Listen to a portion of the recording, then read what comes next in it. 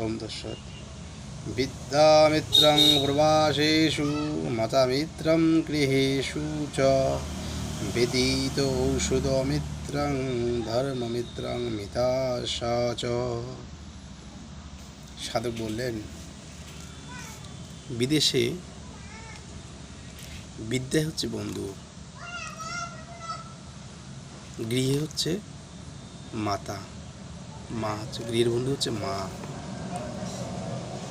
আমাদের রোগের বন্ধু হচ্ছে ওষুধ, এবং মৃত্যুর বন্ধু হচ্ছে ধর্ম।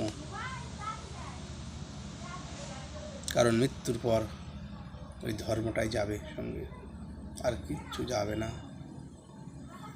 এই জাগতিক জগতের যে চিন্তা চেতনায় ব্যস্ত আমরা, ধন সম্পদ বাড়ি গাড়ি কিচ্ছুই যাবে না।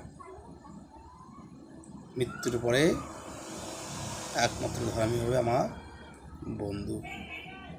তাই ধর্ম সঞ্চয় করা উচিত। জয় নারায়ণ।